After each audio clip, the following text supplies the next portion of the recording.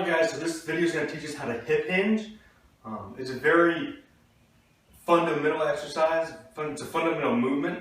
One that's not often taught unless you have a great coach or a really good personal trainer. Most personal trainers just throw you out in the fire. They won't teach you how to hip hinge. But it's a fundamental movement pattern in the squat and deadlift and many other movements, especially in terms of athletics.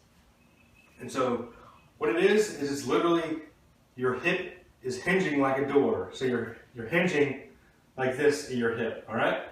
And so what we're gonna do to start out is we're gonna get close to a wall, a couple inches from a wall, and all I want you to do is stand up straight and kick your butt back. So your butt is just gonna go back. I want your butt to go back, touch the wall, all right?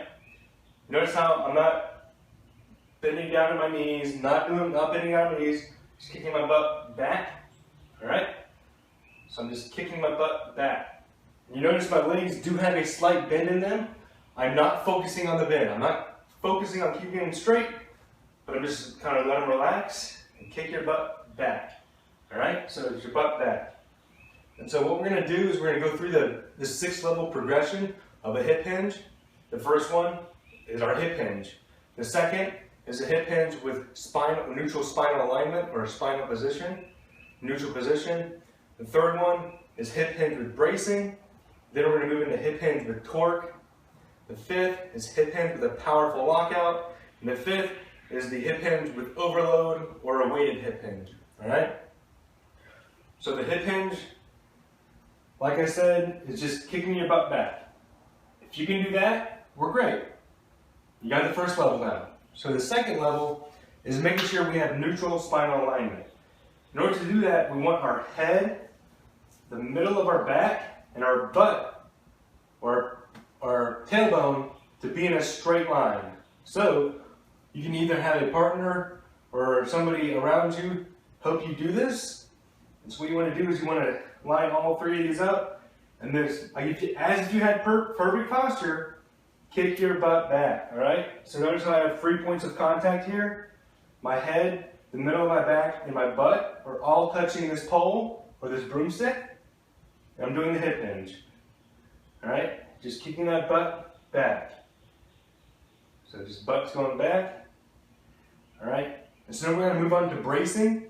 And so what bracing is, it just means that we're tightening our core. We're keeping our core tight so that we have a stable base throughout, or a stable core throughout our body.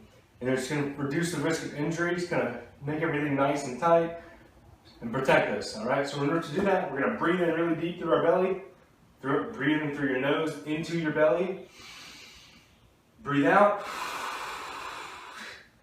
and we're going to kind of contract our abs. I don't want you to crunch, I just want us to contract our abs. So if you actually somebody were going to punch you in the stomach, how you brace. And so that's bracing. So we're going to do a hip hinge with neutral spine alignment and bracing. So we're going to breathe in, make sure we have neutral spine alignment, breathe in, breathe out, okay? Just kicking that butt back, all right? Butt back. So butt's just going back, all right? And so the fourth one is with torque. What torque means is we're going to just turn our knees out. And so we're literally, like when you turn a screwdriver, you're creating torque. You're going to create torque in your legs by turning your knees out. Your feet will stay straight, your hips will stay in here, you're always turning our knees out. And what that'll do is it'll activate a lot of the muscles in our leg. It'll activate our glutes, so make sure we're using our glutes. And so what if we're standing straight, we just turn our feet out a little bit, just like that, all right?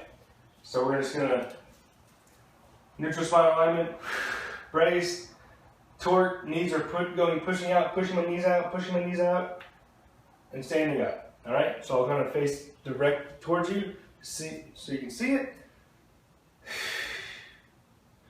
See how my knees are slightly going out, and my butt's just going back. All right, and the fifth one is our powerful lockout.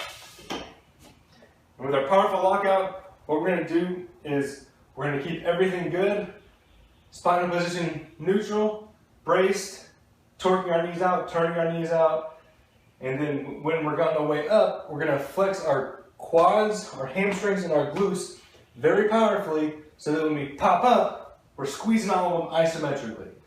So just kind of let my arms hang to the side. Powerful lockout, like that. I'm squeezing everything in my lower body. Same thing. All right, so now that we have those 5 levels, we can go to overload. And I would suggest not having a kettlebell or a weight that close to the ground to begin with for our hip hinge. I'd suggest putting on a stack of books or something along those lines. But what we're going to do, raise it maybe 8-12 inches off the ground so you don't have to bend over quite as much. So what we're going to do is we're just going to hip hinge all the way down, hip hinge, hip hinge, hip hinge. And so now you can really see that I'm hinging like a door because this angle is so great, right? But I'm still braced, got that neutral spinal alignment, knees are pushed out.